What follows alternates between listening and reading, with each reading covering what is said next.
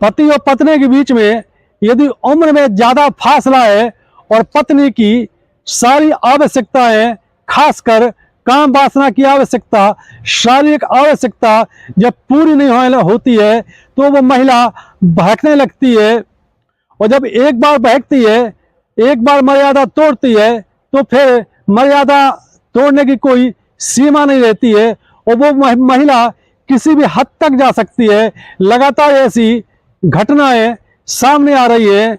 दरअसल आज हम आपको एक ऐसी सच्ची कहानी सुनाने जा रहे हैं जिसमें महिला और पुरुष के बीच में, यानी पति पत्नी के बीच में 10 साल का गैप था। शादी के कुछ सालों तक तो दोनों के बीच प्रेम बना रहा।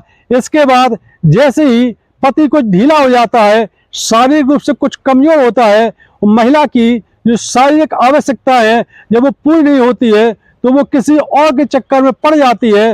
और जब और के चक्कर में पड़ जाती है और जब पति को जब जानकारी मिल जाती है, वो विरोध करता है, तो निर्मम तरीके से पत्नी अपने पति की हत्या कर देती है। उसको रात में नींद की गोलियां खिलाती है और अपने प्रेमी को बुला करके उसका काम तमाम कर देती है। कहानी कहाँ की है और कहाँ से शुरू होती है, आइए मामले की तह तक चलते हैं।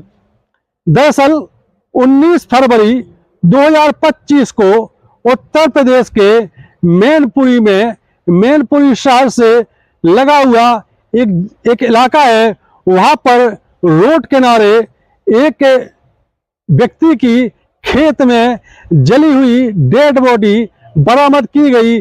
जब लोगों ने डेड बॉडी जली हुई देखी तो पुलिस को सूचित किया।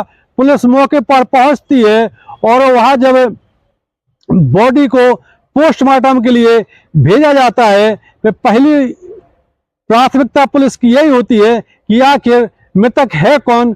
चूंकि बॉडी पूरी जल चुकी थी, इसके बावजूद पुलिस ने शिनाख्त कर ली। आखिरकार पता चला कि ये मरने वाला व्यक्ति साजिद है, जिसकी उम्र 40 साल है। दरअसल साजिद 40 साल का था और एक मिस्त्री का ही काम करता था।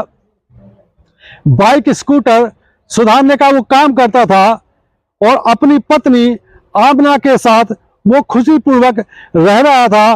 पत्नी आमना की उम्र 30 साल है और उसके जो पति जिसकी हत्या की गई है साजिद, इसकी उम्र 40 साल है।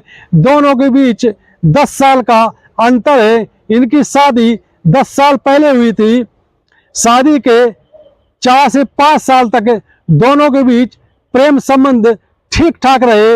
इसके बाद साजिद अपने काम में इतना उलझ जाता है और शारीरिक रूप से उसमें वो उत्साह नहीं रहता है जो कि उसकी पत्नी आमना को चाहिए था। आखिरकार आमना की सोशल मीडिया पर दोस्ती एक सुमित नाम के व्यक्ति से होती है, जिसकी उम्र भी 30 साल है। जब सुमित से आमना की दोस्ती हो जाती है तो पहले कॉलिंग शुरू होती है, चैटिंग करते रहते हैं। इसके बाद दोनों के बीच वीडियो कॉलिंग शुरू हो जाती है। वीडियो कॉलिंग के दौरान आमना और सुमित इतने खुल जाते हैं, इतने खुलकर बातें करने लगते हैं, अंतरंगी बातें करते हैं कि अब आमना को लगता है कि अब वीडियो कॉलिंग काफी हो चुकी है, अब सुमित के साथ वो सब किया जाए जो उसकी चाहत है। एक दिन आमना ने सुमित को एक होटल में बुलाया और उससे कहा कि मैं तुमसे प्रत्यक्ष रूप से मिलना चाहती हूँ। सुमित तो यह चाहता ही था कि वो कब उससे आमना से उसकी मुलाकात हो जाए।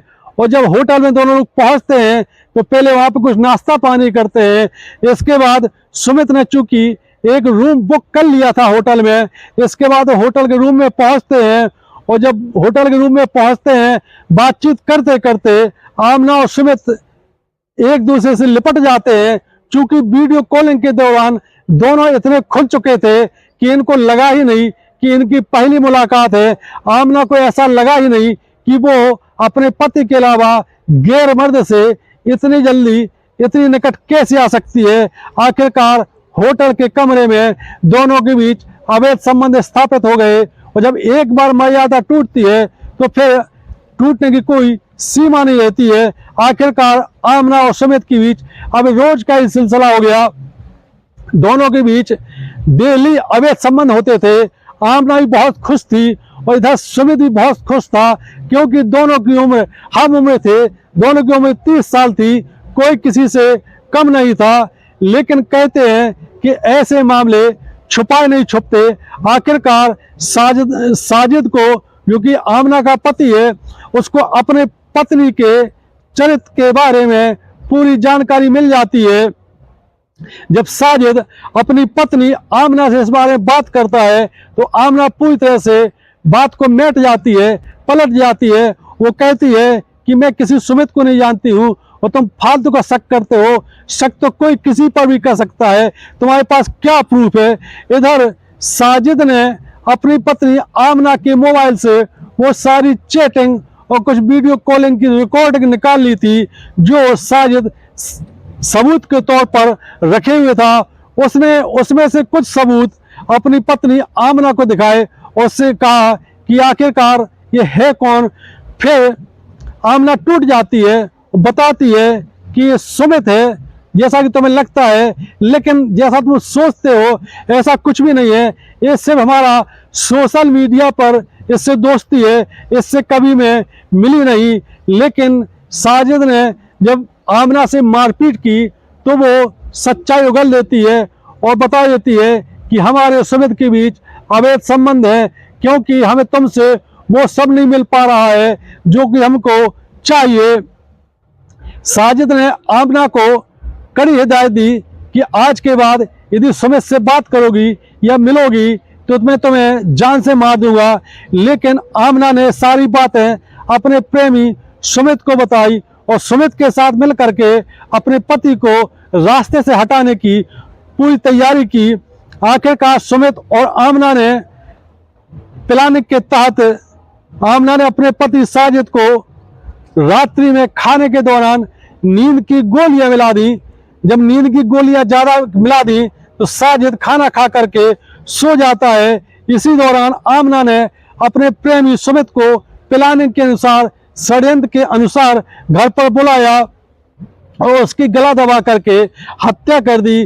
और रात में ही आमना और उसका प्रेमी सुमित साजिद की डेड बॉडी लेकर के बाइक से मैनपुरी के बाहर निकलते हैं और एक खेत में उस डेड बॉडी को जला देते हैं। जब पुलिस ने साजिद की पत्नी आमना से पूरी बातचीत की तो आमना भी इस बात से बिल्कुल पलट जाती है कि उसे किसी पर शक नहीं है, किसने हत्या की है, इतने दुर्दांत तरीके से किसने हत्या की है, किसी से ऐसी कोई दुश्मनी भी नहीं है। लेकिन पुलिस ने जब आमना की सारी कॉल डिटेल निकाली, सीडीआर निकाली मोबाइल की, तो पता चला कि इसकी आमना की मुलाकात, आमना की बातचीत सुमित से कई बार होती है और हत्या की वारदात के दिन इसकी कई बार बात हुई। आखिरकार आमना से जब पुलिस और सख्ती से पूछताछ करती है तो कुछ कुछ सुराग आमना पुलिस को देती है।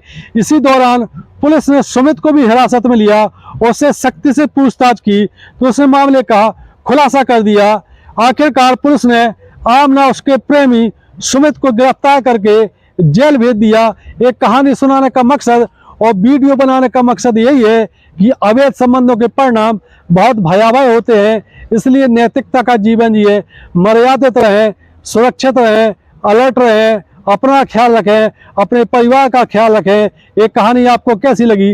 यदि वीडियो पसंद आता है तो हमारा चैनल सब्सक्राइब करें। जय हिंद, जय भारत।